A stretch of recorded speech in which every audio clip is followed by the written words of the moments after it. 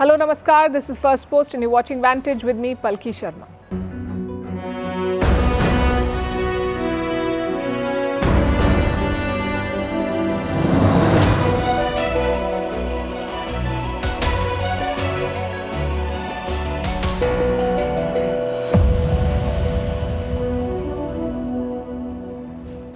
The war in West Asia has taken a new turn. Israel attacked Iran, but before firing the missiles, it apparently sent warnings with details of what it would strike. In response, Iran is making the right noises and showing outrage, but not talking about retaliation. Does this mean both sides are working towards wrapping this up?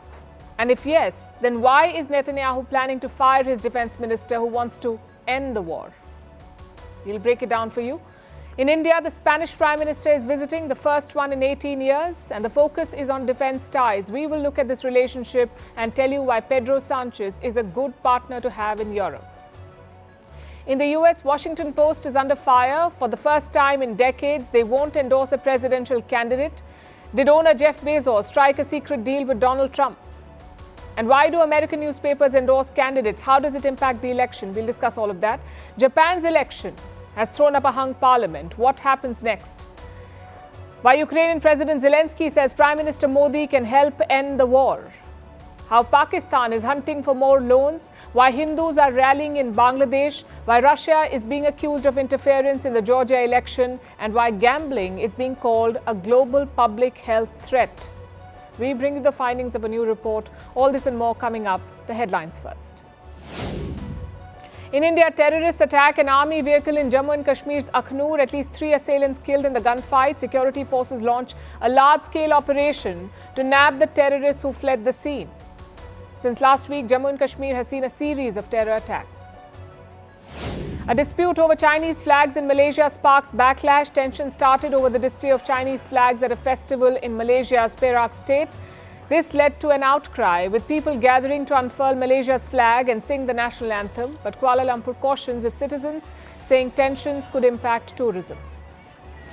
Boko Haram attacks Chad's army near the Nigerian border, killing around 40 soldiers in the overnight attack. The Boko Haram insurgency erupted in northeast Nigeria in 2009. Since then, it has killed more than 300,000 people and forced millions to flee their homes. Japan's Mount Fuji remains snowless. It's the latest date that the slopes have been bare since records began 130 years ago. Usually, the volcano's snow cap begins forming by early October. Japan's summer this year was its joint hottest on record, equaling last year. And Afghanistan's morality ministry is introducing a new ban. It's on images of living beings, including animals, in the media. Taliban officials have already started barring photography and filming. Only pictures of buildings, landscapes, and audio recordings will be permitted.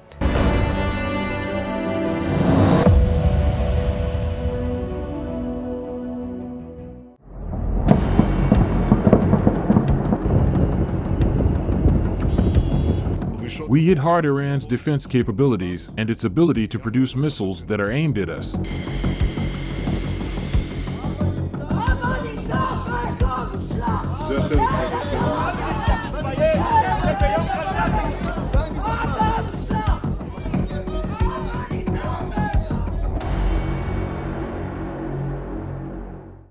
We start with West Asia, where weekends tend to be a busy affair. Beyond the bombings, which have unfortunately become par for the course, this time we saw Israel striking Iran. Yes, it's finally happened. After weeks of planning, Netanyahu and team finally attacked Iran. They called the airstrikes precise and targeted. It was retaliation. Earlier this month, Tehran had rained some 200 missiles on Israel. So this Friday, Israel fired back, although not on the same scale. It struck some 20 targets in Iran. And in the run-up to this, there was a lot of speculation. Would Israel attack Iran's nuclear and oil facilities? Some hawks in Israel certainly wanted to, but Netanyahu seems to have given in to American pressure. He opted for a limited operation, firing at Iran's defense system, its drone bases and weapons production facilities, specifically the missile and drone units around Tehran. Let's show you some pictures. This is one of the sites that the Israelis hit. Apparently, Iran had built this to test nuclear weapons. The IDF attacked it with jets and drones, and Netanyahu says, mission accomplished. He says Israel has achieved all of its goals. The attack in Iran was precise and powerful and achieved all of its objectives. 4 Iranian soldiers were killed in this attack, and Tehran has vowed to avenge their death. Iran's president said they would give a quote-unquote appropriate response. At the same time, he said Iran does not want a war, and his statements have been measured and guarded. It's like both sides are going through the motions, Iran and Israel. They don't want to be seen as weak, but they want to avoid an escalation. Look at this report. It says that Israel gave a heads up to Iran before the strikes. It sent several messages to Tehran, which were delivered by intermediaries. Through these messages, Israel told Iran that it was planning to strike. It also outlined the targets and shared details like which sites will come under attack and which ones will be avoided. But why would Israel do this? To minimize damage on the Iranian side so that they don't feel compelled to launch a counterattack. Basically, Israel tried telling Iran, let this be the last attack. Unless you escalate from here, we won't strike again. But if you strike back, if you harm Israeli citizens, then the IDF will come back with greater force. Of course, Israel has neither confirmed nor denied any of these reports. These two countries, remember, are sworn enemies. They have no diplomatic relations. Iran does not even recognize the state of Israel. So officially, Israel would never confirm giving a tip-off to the Iranians before an attack. But it does make sense, this strategy, this approach gives two messages. One, Israel doesn't want an escalation from here. And two, it has also demonstrated its capabilities. It has shown Iran its reach, how its jets can breach the Iranian airspace and strike targets with pinpoint accuracy. And the message has reached the intended recipients. Iran's supreme leader said the attack should neither be exaggerated nor downplayed. More importantly, he did not call for retaliation. Well, they made a mistake. They, of course, exaggerated it. Their exaggeration is wrong, but note that downplaying it is also wrong. Saying, no, there was nothing, it wasn't important, and this is also wrong. So just the standard rhetoric from Tehran. From the looks of it, this may not escalate. And even if it did, it would not be the biggest challenge on Netanyahu's list. He is under immense pressure at home. His allies want him to take a ceasefire deal now. So far, the Israeli Prime Minister has ignored such calls, but it's getting harder by the day, given that his own defense minister is now challenging him. We are talking about Yoav Gallant. He has written a letter to Prime Minister Netanyahu criticizing the war. He says Israel's war efforts have become aimless. We have a copy and a quote from that letter. This is what it says. Significant developments in the war, especially Israel and Iran trading direct blows, raise the necessity of holding a discussion and updating the war's goals with a comprehensive look. So Gallant is calling for a reassessment, but Netanyahu may not agree. Instead, he is looking to fire Gallant. That's what the Israeli press is reporting, that the Prime Minister wants to sack the defense minister. Meanwhile, public pressure is piling on. Over the weekend, Netanyahu was heckled by protesters.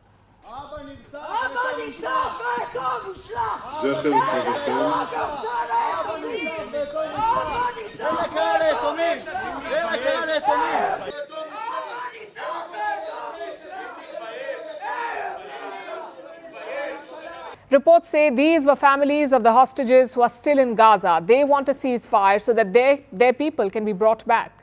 Earlier, Egypt had proposed a new deal. Egypt is mediating between Israel and Hamas. It proposed a 2-day ceasefire in exchange for the release of 4 hostages. Netanyahu is said to have rejected that proposal. He doesn't want an end to the war, neither in Gaza nor in Lebanon, it seems. And in this scenario, the chances of an escalation with Iran and the risk of a wider war in West Asia will remain alive.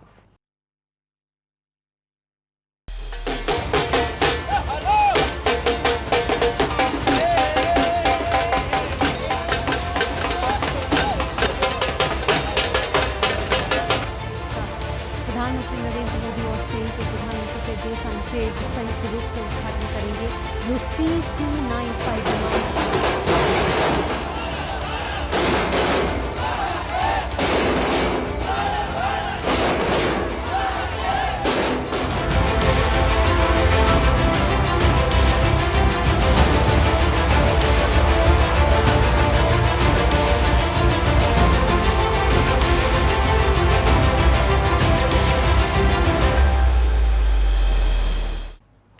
The Spanish Prime Minister is in India. It's a country we don't talk about too often, not unless it's La Liga football or maybe over tourism. But this time it's hard politics.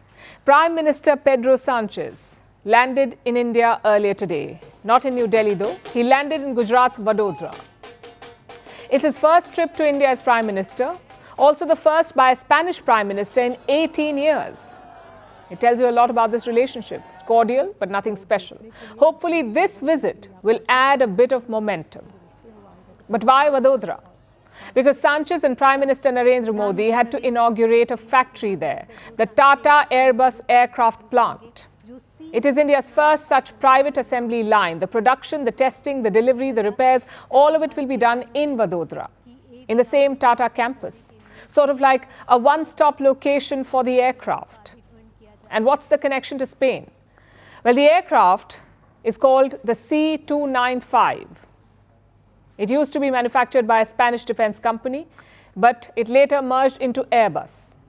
India has ordered 56 of these planes. 16 will be delivered from Spain. The remaining 40 will be made here in Vadodara. It's a big deal for the Indian Air Force. These planes can play multiple roles. They can carry troops, they can ferry cargo, carry out evacuations, and also the odd patrolling missions. They will replace India's aging fleet of Soviet Antonovs. The first C-295 will roll out by 2026. The remaining by 2031. It's all part of the Make in India vision for defense. New Delhi has historically been a buyer in the arms market. But Prime Minister Modi wants to change that. He wants India to become a seller. He highlighted the progress made in the last decade. Bharat में defence manufacturing ecosystem नई ऊंचाइयां छू रहा है। 10 साल पहले अगर हमने ठोस कदम नहीं उठाए होते तो आज इस मंजिल पर पहुंचना असंभव ही था। This factory is a big first step. It will create around 3,000 direct jobs. Plus, it will create a supply chain. As you know, an aircraft requires hundreds of parts and electronics. The plan is to source them from across India, from MSMEs or medium and small enterprises. That will create another 15,000 indirect jobs. So we're talking about an ambitious plan. Once this military order is done, the factory can always make other planes, maybe even civilian aircraft. After the inauguration, the focus turned to diplomacy.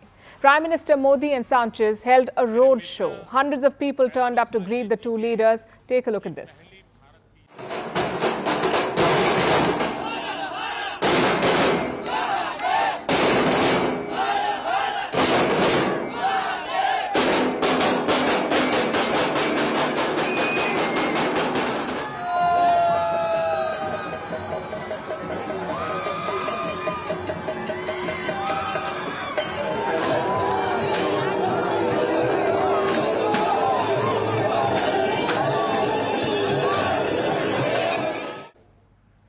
Roadshow done, it was time for talks. Prime Minister Modi hosted Sanchez at the Lakshmi Vilas Palace. Both leaders were joined by quite a large delegation. The Indian Prime Minister talked about deepening bilateral ties. Prime Minister Sanchez noted India's importance in the current geopolitical climate. This is what he said. Excellency, buenos dias. नमस्कार। उसी प्रकार आपकी इस यात्रा से हमारे संबंधों में एक नई ऊर्जा और उत्साह का संचार हुआ है। आज C-295 प्लांट के उद्घाटन के साथ साझेदारी के एक नए अध्याय की शुरुआत भी हुई है। I am certain that this visit will strengthen our bilateral relations and will honor the weight and influence that both India and Spain have in the world. Complement each other. India plays a prominent role not only in the Indo-Pacific but also in the wider geopolitical context. Modi and Sanchez have a tough job to turn this relationship into a consequential one. Bilateral trade is around $10 billion. Spain makes up 7% of India's trade with Europe. Robust, but not extraordinary. So what is Pedro Sanchez hoping to achieve in India? Maybe more options. You see, Sanchez has invested a lot in his relationship with China.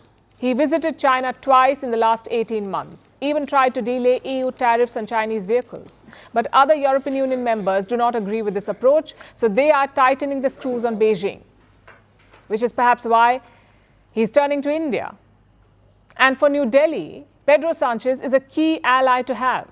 Spain is the fastest growing major economy in Europe, plus Sanchez is emerging as a force. He has defied the EU on a number of issues. Whether it's giving tanks to Ukraine or opposing Israel or reaching out to China, Sanchez is carving out his own place in the bloc. And he can afford to do that. The likes of Macron and Olaf Scholz are facing domestic setbacks.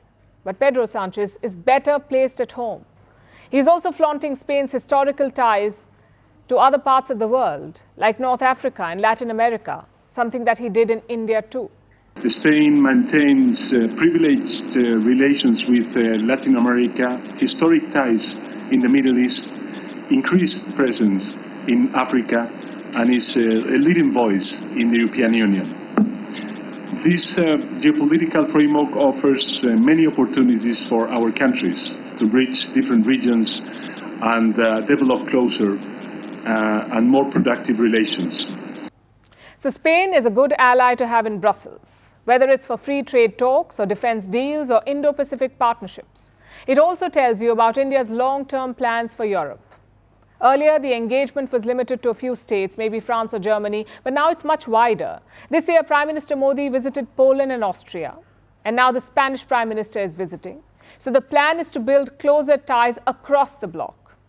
Of course, the strategy varies. With Germany, India is offering its skilled labor force. With Spain, India is offering tourism. With France, India is buying weapons. And with Poland, India is selling weapons. New Delhi realizes that Europe is looking for alternatives to China, both strategic and financial alternatives. So it is India's time to cash in. There's a big debate unfolding in the US. Should newspapers endorse politicians, specifically presidential candidates? Should you endorse presidential candidates as a newspaper? It may sound weird to some of you. You may wonder, shouldn't the media not take sides? But in the US, it is quite common. Ahead of elections, newspapers endorse one of the candidates. Not this time, though. This time, many newspapers are ditching the trend. The latest is a big name in US media, the Washington Post. They have decided to not endorse Kamala Harris or Donald Trump. And it's a big decision for them. The Post has endorsed candidates since the 1970s. The last time they did not was in 1988. That was the only exception since 1970. Back then, the Washington Post called both campaigns a national disappointment. It was George Bush versus Michael Dukakis. A very bitter campaign filled with personal attacks. So the Washington Post said neither candidate is worthy. Other than that, they've always backed someone. So why are they breaking tradition now? The official excuse is that the Post is going back to its roots before the 70s when they did not endorse candidates. That's the official excuse. Unofficially, because their owner said so. That's Amazon founder Jeff Bezos. He bought the Washington Post in 2013, and he doesn't want his newspaper to endorse anyone this time. For the record, the endorsement was ready. The Post was going to back Kamala Harris. They had even prepared a statement. But Jeff Bezos killed it. The obvious question is why? It's not like Trump and Bezos are fans of each other. Amazon sued Donald Trump during his presidency. So why the change of heart now? Perhaps for business. Amazon does a lot of business with the US government. Their space company, Blue Origin, has a contract with NASA, a $3.4 billion deal. On Friday, Blue Origin officials met Trump. The same day, Washington Post announced its decision. And the logic is simple. If Trump wins, he could kill that deal. Or maybe keep Bezos out of future projects. After all, Trump is best buddies with Elon Musk, and Musk has his own space company. Chances are that influenced Jeff Bezos' decision. Most of the Post reporters are not happy with this call. Some of them have decided to quit. Some former journalists have called it a spineless decision. But let's take a step back here. Let's look at this tradition as a whole. When did US media start backing candidates? Why do they do it? And does it make an impact? The tradition itself is quite old. It dates back to the 1800s. Back then, America's media landscape was very different. It was called the party press. Editors would get funding and contracts from political parties. In return, they would endorse candidates, even push their policies and agendas. In the last century, the process became more refined. Editorial boards would get together, they would analyze policies, they would look at pros and cons of both sides, and finally, they would endorse one candidate. That said, it was more about principles and policy. That's what they said. It was more about principles and policy, not about who gave the paper money. But the ideological tilt was quite obvious. Just look at the Washington Post again. They have endorsed only Democrats since the 1970s. Same with the New York Times. They last endorsed a Republican in 1956. Even this time, they're backing Kamala Harris. Now, I know the obvious question. Doesn't this compromise journalistic integrity? You're openly endorsing a candidate. You clearly like their policy. So won't your reportage be biased? These newspapers say no. But let's face it, endorsing a candidate is a partisan act. It betrays your inherent bias. Some newspapers have started realizing that. Just look at these numbers. In 1940, only 13% newspapers did not endorse a candidate. Only 13%. The rest did endorse a candidate. The overwhelming majority endorsed a candidate in a US presidential election. By 1996, it had risen to 70%. So most US newspapers do not endorse a candidate anymore. Only a few are clinging on to this tradition. For example, the Wall Street Journal does not, nor does the USA Today. Which brings us to a final question. Does it sway voters? In the past, yes, it did. I'm talking about a time before social media, before every house had a television. Back then, newspaper endorsements did make a difference. If you look at all the races since the 1940s, more endorsements equaled more chances of winning. But recently that has changed. A, because trust in the media has fallen. Only 31% Americans trust traditional media outlets. So their endorsement is not valuable. In fact, in some cases, it can be counterproductive. And B, because social media is more important these days. People don't need newspapers to tell them what Trump stands for. They can just follow him on X or listen to his speeches on YouTube. Some of the recent elections reflect this trend. In 2004, John Kerry had more newspaper endorsements than George Bush. But Bush won the White House. In 2016, Hillary Clinton had 240 endorsements. Donald Trump had 6. Yet, it was Trump who won the election. And this time, Kamala Harris has 18 newspapers backing her. Trump has just 10. Yet the race is a dead heat. So maybe it's time to retire this tradition for the right reasons, of course. You should stop this practice because it is partisan. It is against the principle of neutrality, not because of fear of retribution. If it's the latter, it sort of defeats the point, doesn't it? So the US presidential campaign has entered its final week. With just 8 days to go, both candidates are leaving no stone unturned. On Sunday, Donald Trump was in New York City trying to make a statement with a mega rally, but it wasn't without some racist rhetoric. Meanwhile, Kamala Harris was in battleground Pennsylvania trying to woo voters by visiting restaurants and drinking some beer. As election day on November 5th looms, 2 new polls show that this will be a very close race. And more than 41 million people have cast an early vote. Our next report tells you more. It was homecoming for Donald Trump. On Sunday, the former US president held a rally in New York City at Madison Square Garden. New York is where Trump was born. It's where he made his name as a property developer and a media personality. And this is the place he chose to deliver his grand closing pitch for this presidential election. And now,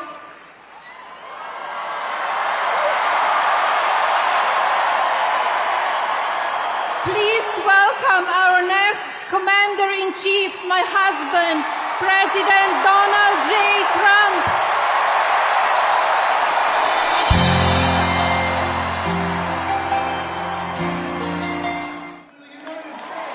Trump was joined by his running mate J.D. Vance, Tesla CEO Elon Musk, billionaire Vivek Ramaswamy, conservative pundit Tucker Carlson, and many other high-profile supporters.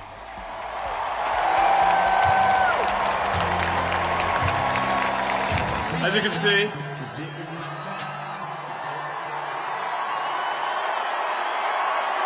I'm not just MAGA, I'm dark, gothic MAGA. Well, the energy in this room is incredible. I'll tell you something, I don't follow the polls, I don't follow the pundits, but I follow the energy. And this does not feel like second place energy in here tonight. I don't see no stinking Nazis in here. I don't see no stinking domestic terrorists in here. The only thing I see in here are a bunch of hard-working men and women that are real Americans, brother. The rally was all about making America great again. Donald Trump played to his base, talking about illegal migration and attacking Kamala Harris. If Kamala Harris gets 4 more years, our economy can never recover. If I win, we will quickly build the greatest economy in the history of the world.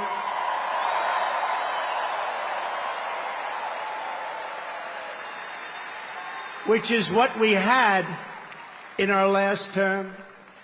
We will rapidly defeat inflation, and we will very simply make America affordable again. We're going to make it affordable. There were some insults and even some racist rhetoric. It is absolutely wild times. It really, really is. And, there's a lot going on. Like, I don't know if you guys know this, but there's literally a floating island of garbage in the middle of the ocean right now. Yeah. I think it's called Puerto Rico. Okay. All right. Okay. Puerto Rico is a Caribbean island, also an unincorporated territory of the United States. It is located 1,600 kilometers from the coast of Miami, yet it is center stage in this year's presidential election. Puerto Rico is home to 3.2 million US citizens, and the comments did not go down well with them. But it could become a bigger problem in Pennsylvania. It's a swing state and also home to 580,000 Latino voters. The majority of them are of Puerto Rican descent. So obviously, the Trump campaign tried to distance themselves from the comments. On the other hand, Kamala Harris made a pitch to Puerto Rican voters. From a barber shop to a Puerto Rican restaurant, she traveled through Pennsylvania, trying to win the crucial battleground state. Here in Pennsylvania right now, each of us has an opportunity to make a difference. Because in this moment, we do face a real question. What kind of country do we want to live in? The new surveys show a tight race with both candidates neck and neck. In one poll, Kamala Harris is leading Donald Trump by 50% to 49%. In another, she's leading by 51% to Trump's 47%. But both are within the margin of error. And the Democrats know this, so they brought out the big guns this weekend. It's impossible not to feel the energy in this room, the positivity, the community, the humanity. We are at the precipice of an incredible shift, the brink of history. So I hope you'll forgive me if I'm a little frustrated that some of us are choosing to ignore Donald Trump's gross incompetence while asking Kamala to dazzle us at every turn. I hope. With just 8 days to go, candidates are ramping up their campaign blitz. 41 million Americans have already cast their ballot in what's turning out to be one of America's tightest elections in decades. Now let's take a look at a different election, the one that just took place in Japan. Japan got a new prime minister this month. His name is Shigeru Ishiba. He took charge on the 1st of October, but he wasn't elected by the public. He won support from within his own party, the ruling party of Japan called LDP, or the Liberal Democratic Party, LDP. They elected him to be Prime Minister, but that wasn't enough for Ishiba. He wanted a public mandate as well, so he moved fast. Ishiba became party leader on September 27th. He was sworn in as Prime Minister on October 1st. On the 8th of October, he dissolved Japan's parliament. A week later, on October 15th, he announced elections for October 27th. That was the election date, October 27. So Japanese voters had some 12 days to get ready and vote. Compare that to the endless theatrics in the US. It makes Japan seem far more practical. But despite his unhesitant actions, Ishiba was taking a gamble. Holding snap elections had the potential to backfire, and they did. Japan's ruling party has lost its parliamentary majority. Let's show you the results. Japan has 465 parliamentary seats. The ruling party, the LDP, got 191 seats, down from 259. Before this election, the LDP alone held a majority. Now it doesn't even command half the House alongside its coalition partner. Japan's ruling coalition now has 215 seats, which is less than the halfway mark of 233. This means that Japan is heading for political uncertainty. Our Liberal Democratic Party and the Komeito Party, which together make up the coalition government, have lost so many talented people, and it is very regrettable. The Liberal Democratic Party must take this matter seriously, reflect on it from the bottom of our hearts, and be reborn.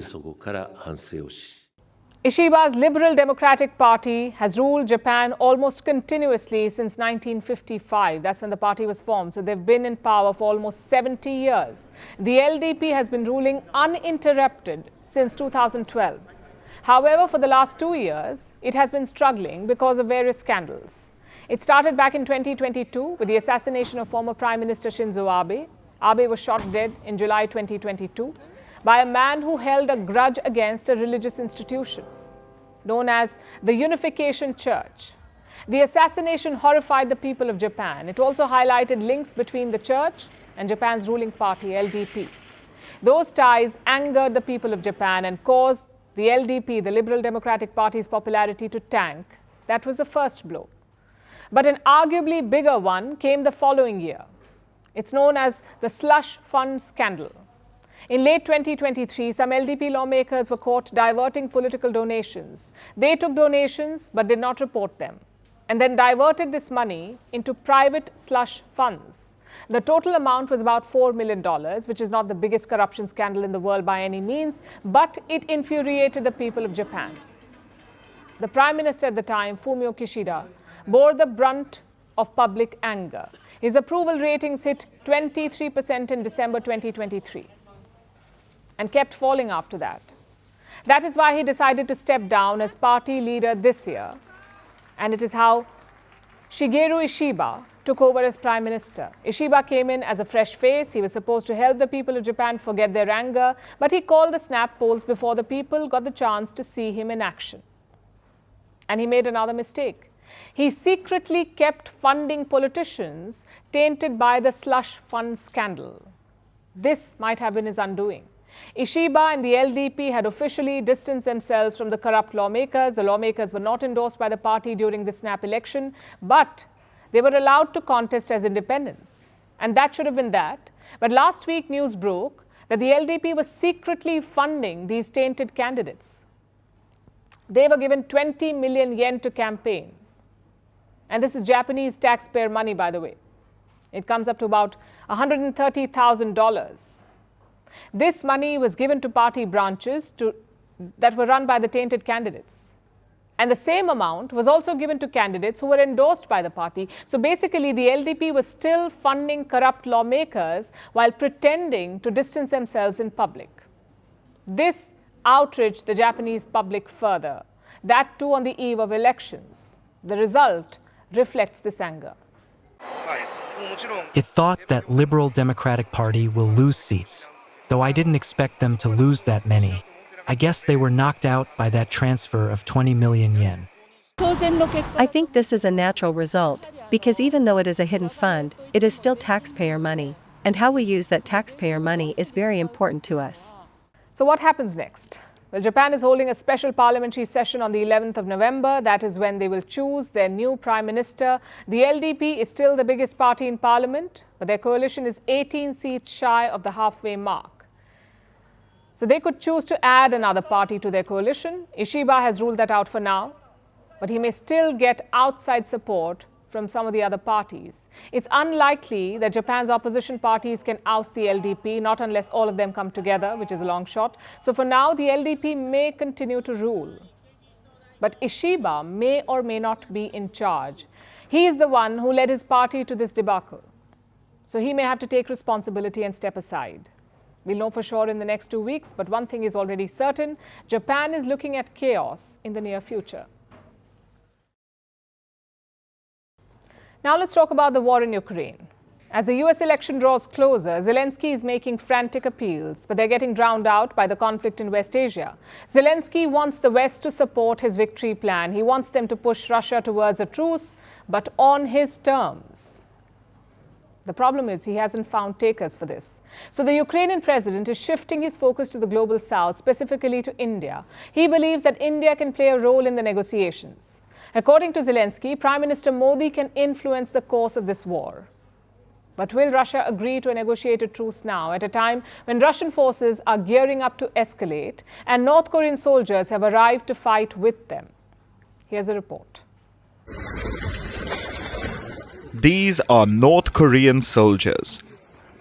Most of these men appear young, somewhere in their 20s. Perhaps even younger. They've never traveled outside their country, but now they're on Russian soil. I can confirm that North Korean troops have been sent to Russia and that North Korean military units have been deployed to the Kursk region. Soon, these troops will be dispatched to the front lines. Their mission is to fight the Ukrainian forces. Last week, the Russian president was asked about this, but as always, Putin kept his cards close to his chest. Images are a serious thing. If there are images, then they reflect something. We are in touch with our North Korean friends, and we will see how this process develops. The entry of North Korean troops adds a new dimension to this conflict. This isn't the first time Pyongyang has helped Moscow out.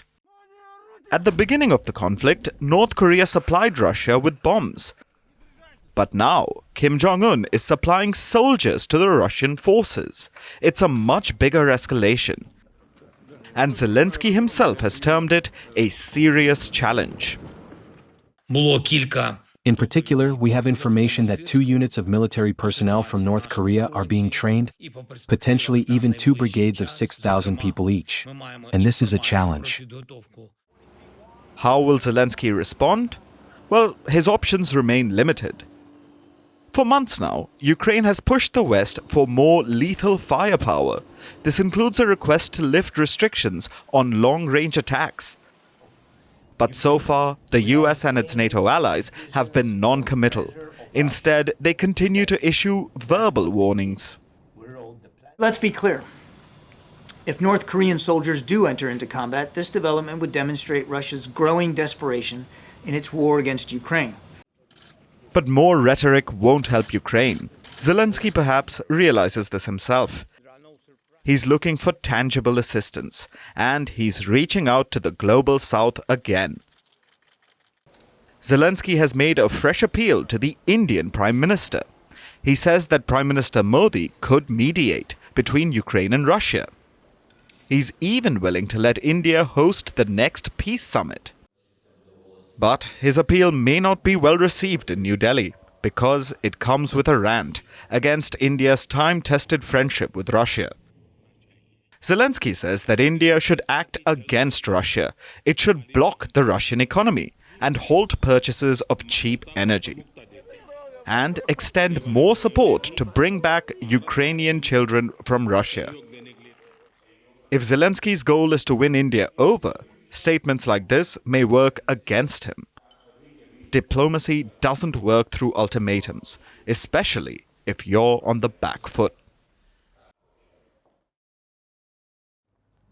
Now let's turn our attention to Pakistan. India's broke neighbor is staying true to form. Once again, Islamabad is on the hunt for loans. It has been knocking on a number of doors. The International Monetary Fund, the Asian Development Bank, the Asian Infrastructure Investment Bank, the Islamic Trade Finance Corporation. Everywhere you look, Pakistan's finance minister is trying to strike some sort of deal. But the biggest fish he's after is Pakistan's go-to piggy bank, China. China recently deferred some of Pakistan's loan repayments, but Islamabad isn't done yet. It wants an additional $1.4 billion in loan from Beijing and even more debt rolled over. Here's our report. Pakistan's Finance Minister Mohammad Aurangzeb has had a busy week. He was in Washington, D.C. for the annual meetings of the International Monetary Fund and the World Bank Group. Islamabad secured a $7 billion IMF loan just last month. The fund also released about $1.1 billion as the first tranche of the loan. So, of course, Aurangzeb had to attend the annual meeting. He had to provide updates about how that money was being used. Now, the IMF World Bank annual meeting is like a gala for the financing world. The who's who of financial organizations drop in to visit. So, for Aurangzeb and Pakistan, that meant more potential lenders. Pakistan is in deep debt. It owes money to the IMF and other institutional lenders like the Islamic Development Bank. It owes money to commercial banks, to bilateral lenders like Saudi Arabia, the UAE, and of course China. But despite this, Islamabad still doesn't have its house in order. It's still looking for more loans. And when you go through Aurangzeb's itinerary, it shows that he's been knocking on every single door. He met the Saudi Arabian finance minister, the Turkish finance minister, the Emirati finance minister, China's vice minister of finance, and even the British minister for development. He also met with the representatives of a number of institutions: the Islamic Development Bank, the Dubai Islamic Bank, the Mashreq Bank, JP Morgan. You name the institution and Aurangzeb was there. It seems most of these places weren't too interested in any fresh loan pitch. So Aurangzeb thanked them and moved on to the next mark. But once in a while, he struck gold. The Islamic Trade Financing Corporation has agreed to give Pakistan $3 billion over the next 3 years. About $269 million will be provided immediately. Then the Asian Development Bank has agreed to consider a $500 million loan. It's officially to support environmental protection in Pakistan. But let's face it, Islamabad might just use that money to address other financial concerns. The ADB is expected to take a decision on the loan tomorrow. It's not final yet, but Aurangzeb is already thanking them in anticipation. He also tried his climate cash scheme on the IMF. The IMF has already agreed to give Pakistan $7 billion. But Aurangzeb wants another billion from the IMF's Resilience and Sustainability Trust. Again, officially, this will be to help Pakistan mitigate climate risks. Let's see if the IMF bites. Now, as you can see, Pakistan's finance minister had quite the week. But he saved the best for last. This weekend, Aurangzeb presented his new plan to get more money from China. China is already Pakistan's largest bilateral lender. Beijing has lent billions to Islamabad, far more than it can afford to pay back. So how does Pakistan plan to deal with this? By taking even more money from China. Yes, Pakistan has asked for an additional $1.4 billion from China. China hasn't agreed to this yet, and it has rejected similar proposals in the past. But that hasn't stopped Pakistan from trying. It's actually targeting China with several other schemes as well, from another debt rollover to a new financing scheme. Pakistan plans to launch bonds in China's currency, the yuan. These will be issued to Chinese customers. All this goes to show that nothing has changed for Pakistan. After all that recent talk of better financial management, Islamabad is still hooked on loans. No matter how much China or the IMF pour in, it won't be enough to bring Pakistan out of the hole it has dug itself into.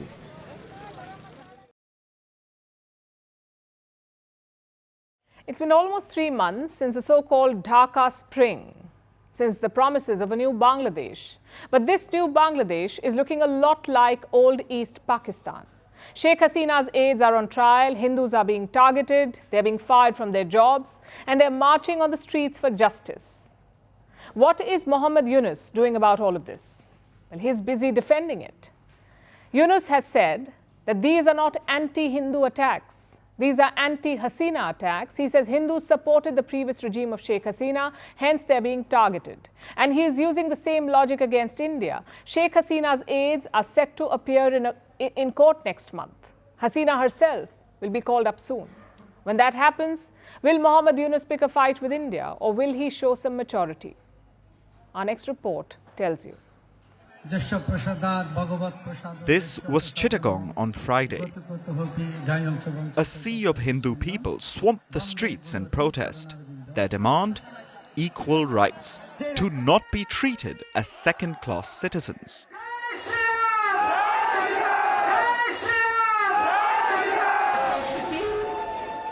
Hindus make up about 8% of Bangladesh's population. Under Sheikh Hasina, they prospered. She kept the radical Islamists at bay. But now, there's a target on their back. Local reports say direct attacks have subsided. Now, the tactics have changed. Hindus are being pressured to resign from their jobs, like Rontu Das, an assistant professor at Chittagong University. Radicals issued death threats to him, so Das has decided to step down. It's the same with police trainees. 252 sub-inspectors have been dismissed by the Yunus regime. Around 91 of them are Hindu. Many of them have alleged discrimination. Since the government isn't listening, they have hit the streets. The Hindu groups have 8 demands. Among them is setting up a Ministry of Minority Affairs, enacting a Minority Protection Act, and declaring public holidays on Hindu festivals. But Yunus is unlikely to accept these demands. He doesn't see these attacks as religious. He sees them as political revenge. When you say minority community is being attacked, that minority community, particularly Hindu community, was associated with Sheikh Hasina. So you cannot distinguish whether they were attacked because they are followers of Sheikh Hasina or they were attacked because they are Hindu. The root cause is an obsession with the past. Radical elements are keen on erasing Bangladesh's liberation history. Sheikh Hasina used to crack down on them, so now they want revenge. And Yunus is playing along. Dhaka's International Crimes Tribunal is probing Hasina's regime. 10 of her ministers have been asked to appear by November 18th. Their charges? Crimes against humanity and genocide.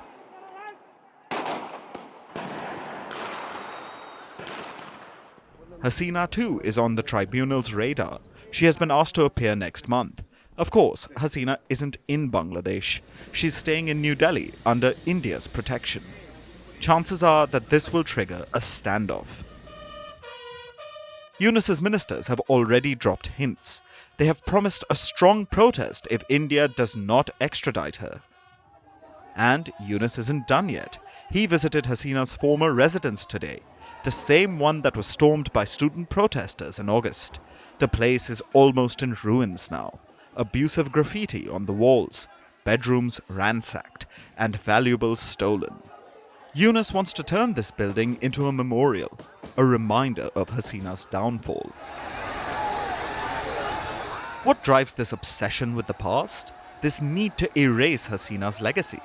Perhaps some old wounds? Hasina was no fan of Mohammed Yunus. She accused him of sucking blood from the poor. She even charged him in more than 100 corruption cases. As a result, Yunus couldn't return to Bangladesh, not until Hasina had been toppled. Could those bitter memories be driving Yunus now? It's impossible to say, but one thing is clear. Yunus's actions are endangering a lot. Bangladesh's long-standing ties with India, its hard-fought secular identity, and the trust of its Hindu minority. Our next story is set in Georgia. It's a Black Sea nation straddling West Asia and Eastern Europe. and it is at a crossroads. On Saturday, the country went to polls. It was called Georgia's most crucial election since the country's independence. It was less about choosing parties and more about choosing between the West and Russia. Most exit polls showed a close election. In the end, Georgia's ruling party won the election with 54% of the votes. The president has now accused Russia of meddling. She says Moscow orchestrated an election fraud. So were Georgia's elections rigged? And what does it mean for the country's future? Here's a report. This is Georgia, a South Caucasus nation bordering Russia. In 1991, it gained independence when the Soviet Union fell. Since then, it's been a battleground of conflicting interests between the West and Russia.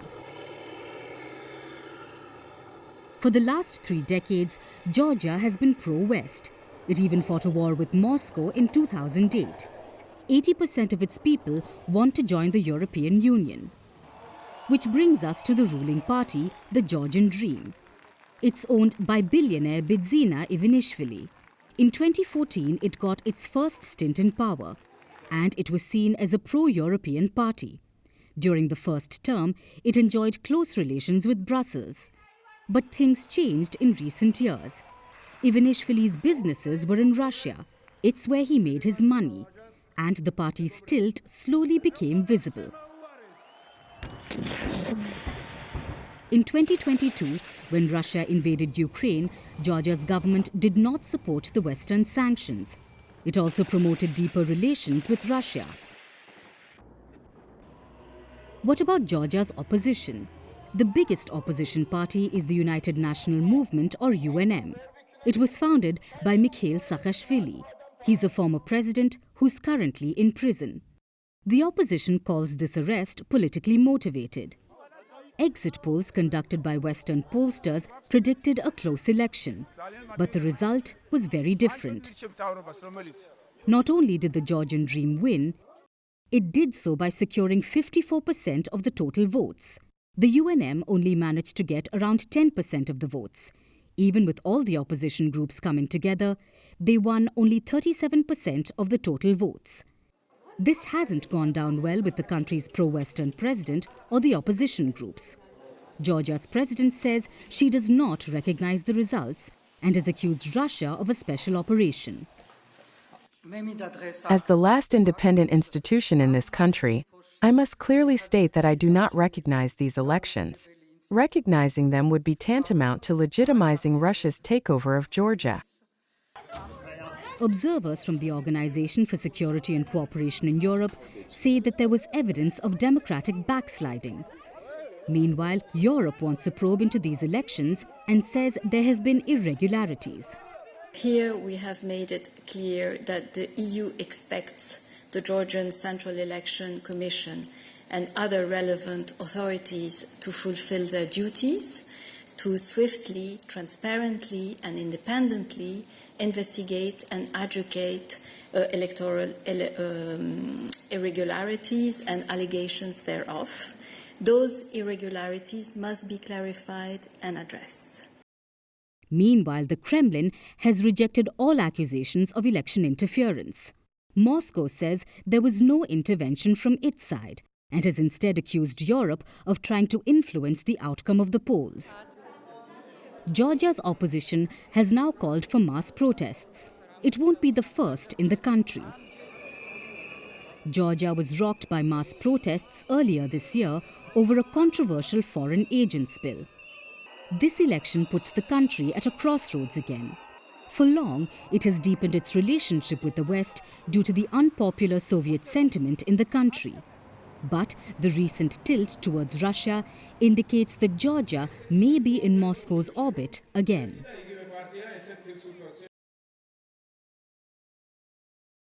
Play a game on your phone and there's a sports betting ad. Listen to a podcast and there is another one there. Open social media and you'll find celebrities talking about betting wins. Gambling has reached new levels worldwide and so has the threat it poses to global health. A new report is out. It says 450 million people have been harmed by gambling the world over. 450 million people. They've been harmed from the risk of financial ruin to family breakdown, increased risk of suicide, domestic violence, and loss of employment. Whether personally, professionally, physically, or mentally, 450 million people face some kind of negative consequence because of gambling. And out of this, at least 80 million people face severe consequences. They suffer from what's being called gambling disorder. This is a mental health condition. It involves compulsive gambling for the rare high from wins, denial that there is a problem, and the inability to call it quits. Gambling addiction is a lot like substance addiction. It is a vicious cycle. It is difficult to break, despite the losses, despite the guilt. And today, millions are going through this, both young and old. About 16% adults and 26% adolescents who gamble suffer from this disorder. This is a sign of our times. It has become easier than ever to slip into gambling addiction. The industry is expanding rapidly. You don't need a lottery ticket anymore. You can access a casino 24 hours a day thanks to that mobile phone in your pocket. And this is the result. Online casino and online sports betting are the most rapidly expanding areas for gambling globally. As the internet reach widens, so does the reach of the gambling industry, which has an ace up its sleeve: marketing. Incisive and sophisticated marketing with a barrage of ads, gambling is a booming market. It is worth about $774 billion. It is expected to reach $1 trillion by 2030, mostly thanks to online gambling. It is expected to have about 300 million users by the end of this decade. So this is a difficult battle, especially for countries like India, where gambling is complex and controversial. India has varying laws in different states, most of which prohibit gambling, with some exceptions like lottery and horse racing. Goa, Daman, and Sikkim allow casinos. Meanwhile, online gambling is a legal grey area. No national law prohibits it, but it is banned in Andhra Pradesh and Tamil Nadu. Despite the prohibitions, illegal gambling is reportedly widespread in the country. It is estimated to be a $60 billion market. And its online market is said to have more than 12 million users. What about other nations? Japan, Qatar, Poland, and several others ban gambling. In countries like the UK and Australia, gambling is legal. Meanwhile, some countries have had a change of heart. France, for instance, is thinking about legalizing online casinos. Last year, Brazil legalized them. And in 2018, the US overturned a ban on sports betting. Since then, most states have permitted gambling, making the US one of the biggest gambling markets in the world, worth about $67 billion. So this is the gist of it. Countries do not know how to deal with gambling. Some are betting on it for tax revenue and legalizing gambling. Others want to ban it. But their execution fails on the ground. Countries do not know what is right. But one thing is clear, legal or not, the world needs stronger regulation to curb the impact of commercial gambling. Else, we are gambling with public health.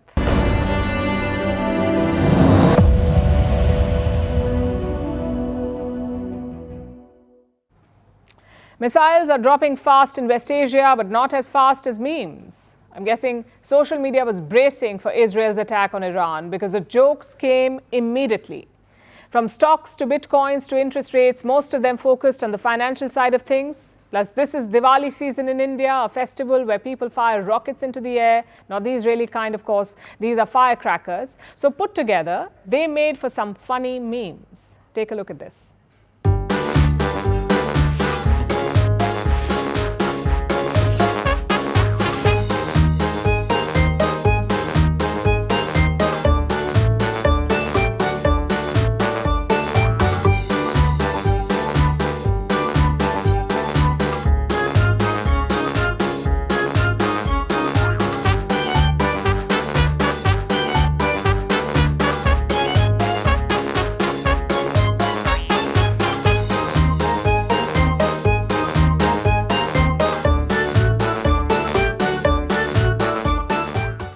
Now it's time for Vantage Shots, images that tell the story. In Russia, Kalidasa Shakuntalam was performed at the Olonko Theatre in Yakutsk.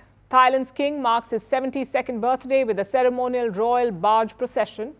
And the Day of the Dead comes alive in Mexico as people parade around in skeleton costumes. Finally, we're taking you back in history. On this day in 1886, the Statue of Liberty was officially dedicated to America. It was a gift from France to the United States. The dismantled statue arrived in New York, enclosed in over 200 packing cases. It was then reassembled in the New York harbor. We're leaving you on that note. Thank you for watching. We'll see you tomorrow.